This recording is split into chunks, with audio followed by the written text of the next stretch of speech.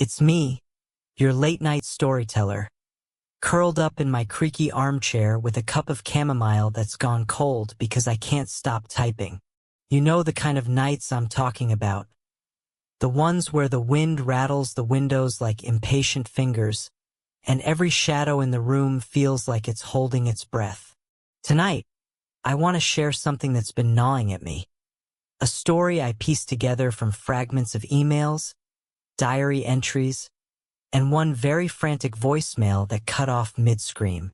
It's about Elena, a widow who thought grief was her worst enemy, until she met the man who wasn't there at all. Grab a blanket, dim the lights, and let's dive in. I'll read this out like I'm whispering it over a crackling fire, because that's how Elena told it to me, voice trembling, eyes darting to the corners of the room. Ready? Here we go. It started with the house. Elena had always hated the city after that rainy Tuesday in March when the paramedics wheeled Mark out on a stretcher, his face pale as the sheets they draped over him. A heart attack at 42, poetic, almost, for a man who'd chased adrenaline his whole life. Skydiving, motorbikes, that one time he proposed to her mid-hike up Kilimanjaro. But poetry doesn't pay the mortgage, and the condo in downtown Seattle felt like a tomb, echoing with the ghosts of laughter that had died with him. So she sold it all, packed her grief into cardboard boxes and drove north, to the Oregon coast, where the cliffs claw at the sky and the fog rolls in like a lover's secret. The house was a steal, a Victorian relic perched on the edge of Blackthorn Bluff, with gables that twisted like arthritic fingers and wallpaper peeling in the hallways like old skin. The realtor had called it charming, her voice too bright, eyes flicking away when Elena asked about the previous owners. Just a recluse, she'd said. Died alone. Natural causes. Elena didn't care.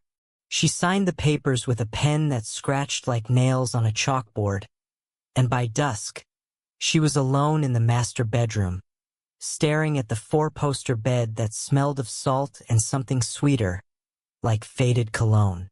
That first night, sleep came in fits. The ocean roared below the bluff, a constant growl that vibrated through the floorboards. Around 2 a.m., she woke to a chill. Not the damp coastal kind, but a bone-deep frost that made her teeth chatter. The room was empty, of course, just shadows pooling in the corners, the kind that trick the eye into seeing faces.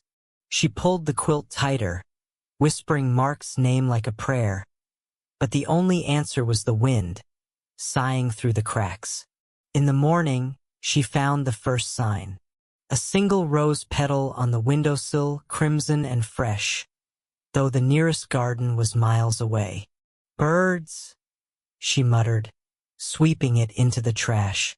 But as she brewed coffee in the cavernous kitchen, her skin prickled. Someone was watching. Not from outside, no, from inside. She spun, heart hammering, but the room was still. Just her, the percolator's gurgle, and the faint tick of a grandfather clock she'd swear wasn't there yesterday. Days blurred into a routine of unpacking and unpacking her soul. Elena was a writer, freelance articles on grief counseling, ironic now that she was living it. She set up her desk by the bay window overlooking the bluff, where waves crashed like applause for the dead. That's when the whispers began. Soft at first, like radio static from another room. Elena, they'd breathe, her name curling around the vowels like smoke. She'd freeze, pen hovering over paper, pulse thumping in her ears. Mark? She'd call out, half laughing at her own folly. But Mark's voice had been gravelly, teasing. This was silkier, deeper. A timbre that slithered down her spine and pooled warm in her belly. By week 2, the dreams started. Vivid, feverish things where she wandered the house in her nightgown, the floors cool underfoot, A man would appear in the mirror's reflection, tall, broad-shouldered, with hair the color of midnight and eyes like polished obsidian. He'd smile, slow and knowing, his hand brushing her cheek. "I've waited so long," he'd murmur, fingers trailing fire across her skin. She'd wake gasping, sheets tangled, her body aching with a need she hadn't felt since Mark's last touch, and always on the pillow beside her. Another rose petal, or sometimes a lock of dark hair that dissolved like mist when she reached for it. She told herself it was stress. Bought a bottle of sleeping pills from the dusty pharmacy in town, the pharmacist eyeing her with that small-town pity. "New in Blackthorn?" he'd asked, ringing her up. "Mind the fog. Swallows folks whole." She laughed it off, but on the drive home, the rearview mirror caught a shadow in the back seat. Gone when she whipped around. That night, the power flickered. Thunder rumbled offshore, though the sky was clear as glass. Elena sat at her desk, forcing words onto the page. "Grief is a thief in the night, stealing breaths you didn't know you had." A draft whispered across her neck, carrying that cologne scent again. Sandalwood and sea salt. She turned slowly, and there he was.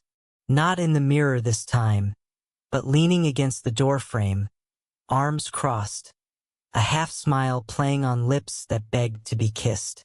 He was beautiful, translucent at the edges, like a photograph held to the light, but solid enough that the floorboards creaked under his weight.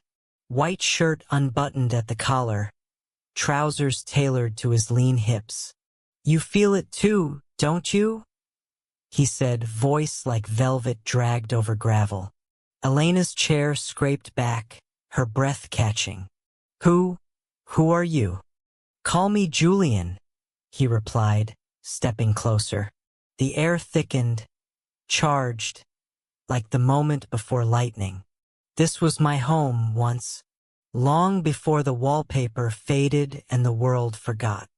His eyes roamed her face, hungry, appreciative.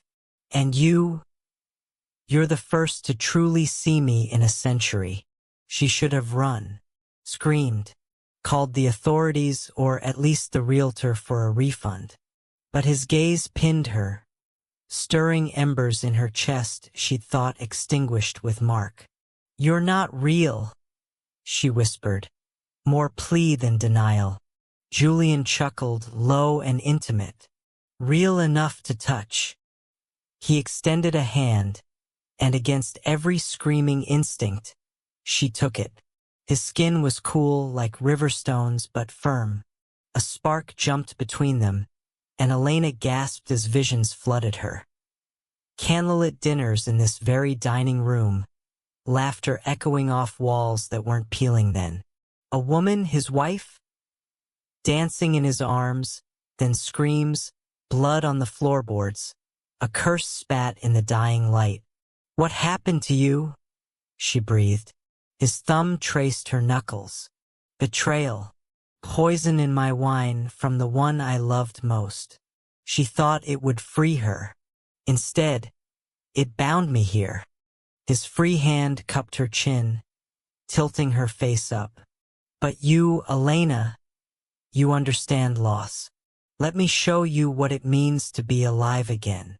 She pulled away, heart pounding a war drum in her ribs. "I can't. My husband." But the words tasted like ash. Julian's touch lingered, a phantom itch under her skin. That night, sleep evaded her.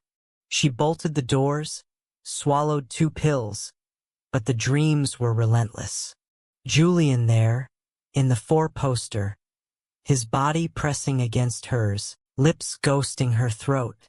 "Let go," he urged, breath hot against her ear. "He's gone. I'm here." Morning brought no relief. The house felt smaller, walls closing in like jealous lovers. Elena tried to work, but the words twisted on the page. "He comes in the fog, stealing more than grief. She deleted it, furious, then noticed the clock, ticking louder now, hands spinning backward. At noon, the front door creaked open on its own, admitting a gust that scattered her notes like confetti. By evening, she was unraveling. A glass of wine in the kitchen, the bottle trembling in her grip. That's when the music started. Faint strains of a waltz from the parlor, where dust motes danced in unseen beams. Elena followed it, barefoot, the floor icy under her soles. The room was empty, but the air hummed, and in the ornate mirror above the mantel, she saw them. Herself and Julian, twirling in a spotlight that wasn't there. His hand at her waist, guiding her with effortless grace. "Dance with me," his reflection whispered, and her body obeyed, swaying to a rhythm only she could hear. Hours passed, or minutes. Time slipped like sand. When she came to, sprawled on the rug, her nightgown was askew, lips bruised as if kissed too fiercely. A single pearl earring lay beside her, antique and iridescent, the kind Mark could never afford. Panic clawed up her throat. She grabbed her phone, dialing her sister in Seattle. "Lila, something's wrong here. The house, it's haunted. I think I'm losing my mind." Lila's voice crackled through, concerned but practical. "Elena, honey, it's the isolation. Grief plays tricks. Come home. Or at least get a priest or something." But as Elena hung up, the line hissed with static, and Julian's laugh echoed faintly. "They can't save you from what you want." She wanted to deny it. God, how she tried. That afternoon, she scoured the attic for clues. Trunks of yellowed letters, a daguerreotype of a stern woman with Julian's eyes. His wife, Amelia. The papers whispered of scandal. A jealous lover, a poisoned chalice during a storm-tossed party. Julian Blackwood, heir to the Bluffs shipping fortune, dead at 35. No body found, just a will leaving everything to the shadows. Dusk fell early, the fog thickening like curdled milk. Elena barricaded herself in the bedroom, cross-legged on the bed with a flashlight and her laptop. Research, salt lines at the doors, sage burning in the hearth. She'd found a bundle in the pantry, brittle as bones. But as the flames licked the herbs, acrid smoke filling the air, Julian materialized at the foot of the bed. Not translucent this time, solid, shadows clinging to him like a second skin. "You're fighting the wrong battle," he said, voice a caress. He knelt, elbows on the mattress, close enough that she could see the faint scar above his lip, feel the chill radiating from him. "I don't want your soul, Elena. I want your fire, the part of you that's starving." Her breath hitched. "And what happens when you get it? Do I end up like you? Trapped, whispering to strangers?" His smile was wicked, promising sins. "Or like me, eternal, unbound by flesh's frailties." He leaned in and she didn't pull away. His lips met hers, cool at first, then warming, igniting. The kiss deepened, a storm breaking, his hands roaming with a possessor's certainty. Elena's world narrowed to sensation. The scrape of his stubble, the press of his chest, the way he murmured her name like a spell. Mark's face flickered in her mind, guilty, fading, but Julian's touch drowned it out, wave after relentless wave. They tumbled across the bed, a tangle of limbs and longing. He was everywhere and nowhere, phasing through her like mist one moment, pinning her with iron strength the next. Whispers in her ear. Secrets of pleasure she'd only dreamed of, vulnerabilities Mark had never coaxed from her. She arched into him, lost, the room spinning with shadows that writhed like lovers in the dark. But dawn crept in, gray and unforgiving. Elena woke alone, body spent, sheets cold. No petals, no pearls, just the echo of his laughter in the walls. Shame crashed over her, hot and humiliating. What had she done? Fucked a ghost? She stumbled to the bathroom, splashing water on her face, but the mirror fogged on its own, and fingers traced words in the steam mine. Horror rooted her. She packed a bag, essentials, laptop, the daguerreotype for some insane reason, and fled to the car. The engine roared to life, headlights cutting the fog like knives. But as she crested the bluff, brakes failed. No warning, just a sickening lurch as the world tilted. Tires screamed, gravel spat, and the cliff edge rushed up. She slammed the wheel, skidding to a halt inches from oblivion, heart a wild bird in her chest. Julian was there, in the passenger seat, eyes gleaming. "Leaving so soon?" he purred. "We were just beginning." The drive back to town was a blur. Elena holed up in a motel, the kind with neon signs buzzing like angry bees and walls thin enough to hear the neighbors' regrets. She emailed me then, frantic paragraphs about curses and seduction, attaching photos of the house, the mirror's fogged message. "He's real," she wrote, "and he's not letting go."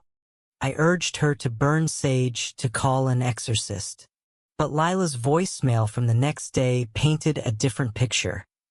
Elena had vanished. Car abandoned at the bluffs, doors open, keys in the ignition. Search parties combed the beach, but the tide gives nothing back. Weeks later, a package arrived at my door. No return address. Inside, Elena's laptop, open to her last draft. The fog swallows, but it gives too. Julian waits for those who listen. I listened. And now, darling readers, so do you. I powered it on, fingers trembling. The screen flickered, and there, in the webcam feed behind my reflection, a man in the doorway smiling that slow, knowing smile. Sandalwood and sea salt wafted through the vents. The clock ticks backward. Do you hear it? The whispers. He's here, readers, and he's waiting for you. Phew. That's the tale, or as much as I dare commit to pixels. Elena's story clocks in around 2,000 words. Give or take a shiver or two. If you're still with me, drop a comment. Ever felt a touch that wasn't there? A voice that knew your secrets? Sleep tight. I'll be here watching the fog.